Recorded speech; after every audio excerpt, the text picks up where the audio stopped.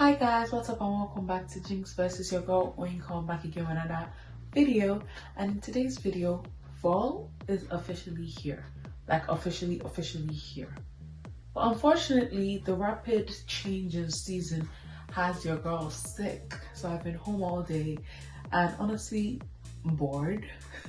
And so I thought, since it's back to school season, why don't I just react to some student horror stories? So that's what I'm going to be doing today. I tried not to look too much at the stories so my reaction will be authentic, but I looked enough to know that the ones that I got, bangers. But before we go any further, don't forget to click that red button that has subscribe on it. Just tap on it. 80% of you are watching but not subscribed. Why?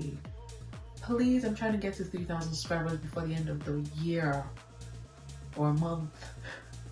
So just click that subscribe button and let's get into this video, guys. Okay, so I'll be reading the stories off my phone and I'll start off from short to long, but I'll put them up on the screen for you right here so you can also read. Sometimes I read faster than the person reading, so enjoy. This first story is for like an exchange student who went home for the holiday, and it says, I went home for just over a week, came back and there were several kilos of rotten chicken breast just chilling in the bottom drawer. Who put chicken breast in a drawer?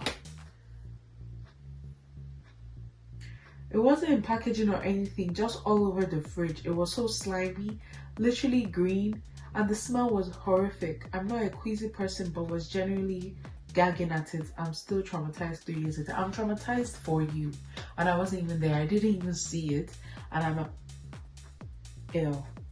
Was she not smelling the it was green. I just can't imagine what it would be like living with a nasty roommate. Like, fortunately for me, I did 4 years of university, right? All in school dorms. There were some terrible days, but they were never like because of my roommate. It was because of like the dorm, you know what I'm saying? Or other people in other rooms that we had to share the lobby with. But like, we didn't have rotten chicken in our room. To be fair, we didn't have a fridge in our room, so I don't know. But yo, I feel your pain and I apologize on their behalf. From this title alone, I just want to ask, is it a recurring theme to have people with spoiled food in the rooms? I don't understand. Anyone want to see what a 6-month-old pot roast looks like? Welcome to my home. Such a well-written title for such a disturbing topic. I live with this girl who has no conception of food safety and no idea how to clean up after herself. She has a pot roast that she made about 6 months ago.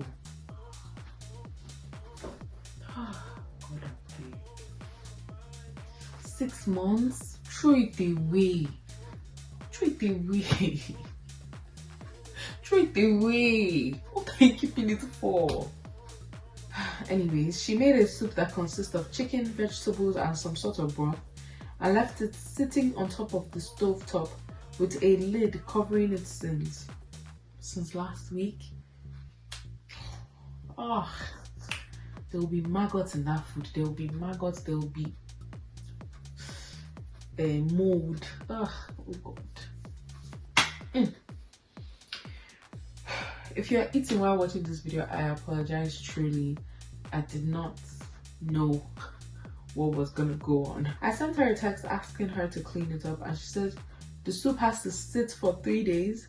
I'm gonna strain it tonight after work. Hey! I don't know which to be more worried about, the fact that she left it for 3 days or that she had plans to eat it. What do you think that straining it would do? And I feel like this is not her first time. For her to say that confidently, meaning she's straining chicken after 3 days and eating it. Oh yeah. The latest thing she's done is fill up the sink with dirty, unrinsed dishes, which include closed Tupperware full of moldy food. Why?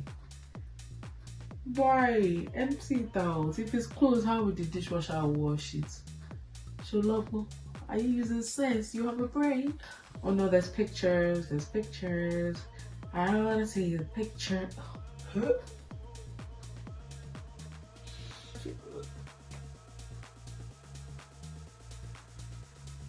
And that doesn't even look like, what is that? I don't know what to say to this. I'm appalled, I'm shocked, I'm flabbergasted. First year, I was staying with a roommate who would never wash their plate.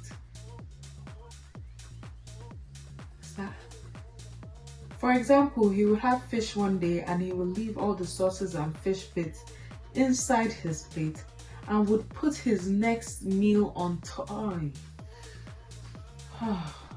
God, I beg. I can't count how many times I said God, I beg. Because God, I beg. What? At least pour away the fish bits. At least. And it's not even least. Wash your plates. What's wrong with you? Oh God. Or throw the plate away. Get disposable plates. So you don't have to wash it. You eat, you throw it away. Why are you eating the same meal on top of yesterday's meal? Oh God. He was eating food on top of fungi and mildew. Oh God. For the last one, we have a TikTok video. Let's just get into it. How I found out my host family was going through all my things and trying on my underwear. When I was a sophomore in high school, I studied. Wait. Going through my things and trying on my underwear? People did this world, man. Brought in France in this tiny town in the north of France. I stayed with 5 different host families while I was there. You would rotate like every 2 months. And my second to last host family was pretty awful to me. I was only 15. It was all French. I was like fully immersed. Is it just me, or is it kind of crazy that 15-year-olds be traveling the world on exchange students? Like, I can't imagine at 15 I left my house to go to a country like I didn't know anybody there and stay with random strangers at 15. Yo, those people are brave. Y'all are brave. You need to give me some of that courage because I was in my house watching Disney Channel. I could not be bothered with the rest of the world. But now that I think about it, if I had the opportunity, would I have gone? Am I just thinking like this because there was no opportunity to go? I don't know. At that point, I was pretty fluent. Still, it was stressful and I was trying my best and they were just not very nice. Because they were not very nice, I spent a lot of time with my friends from school and like staying at their houses, and my boyfriend at the time, I was not often at the house. I started to notice that when I get home at night, the light in my room would be on, but then when I got up to my room, the light would be off. I also started to notice some things were misplaced, so I got a little sketched out and I set my computer up on my desk. I put the camera on and I covered the little light thing with a sticky note, and I just recorded for the whole day while I was gone. First, I found a video of the mom in my room shit-talking me on the phone, saying rude things about me, whatever, that was fine. Go ahead, shit-talk me. But okay, so now this is where, like, I'm speaking to the mom. You wanted to talk the person, you went to the room, to her room, why? Oh, I'm looking at the bed that she sleeps on. God, she's so fucking disgusting. Ew. Go on your own time. In your own room. Now you've been caught on video. And you look like a joke, man. then the youngest daughter comes running into my room butt naked and starts going in the closet in like where I had my underwear and stuff and trying on my thongs. When I saw this on my computer, I like freaked out. Not only was she trying them on, but she was trying them on and then going around the room like spinning around and just like, you know, loving life. I actually didn't say anything to anyone about. Oh my god. I can't imagine if this happened to me. I don't know what I would do. Damn. People are going through a lot. To end this video, I would just like to share my horror story. I got to Canada in the peak of winter in January. And a lot of times, first of all, I wasn't used to bus culture where the bus has schedules and if you miss the time, then you miss the bus. In Nigeria or in the streets of Lagos, you go on the road, you need a bus to Abeokuta, there is a bus there at whatever bus stop you need to be. You need a bus to Obalende, there is a bus there. So that was an adjustment already. But I didn't know that there will be bus closures for days that there were winter or snowstorms or like serious dangers on the road. I didn't realize that this was a thing yet. It didn't click in my head that, oh, so much ice, there will probably be, disruptions. So this time I went to school, and I used to have late classes. I used to have a class till 10 p.m. And unfortunately for me, this was the day of my late class. I went to school early in the morning to leave late at night, and they had cancelled all the buses. I did not have a bus till 11, I think 50, and that could also be cancelled if the roads were not in better condition. So I was just in school, walking around, freaking out because I'm in a new country. This was like my second week of school. I didn't know anybody, and it's 11 o'clock in the middle of the night.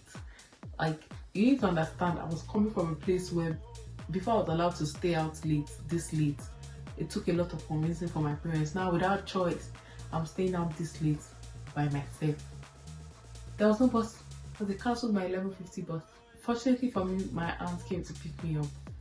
Thank the Lord. But that was a very scary time for me. The halls were near empty. It was freezing cold, and I had no idea how I would get to. I was just in this weird white hall where nobody was there. That's not really a horror story, but I mean, I've been chilling so far. I've been enjoying my life. God is on my side. Thank the Lord. Come to the end of this video, guys. Don't forget to like, comment, share, and subscribe. And I'll see you next week Wednesday. Bye.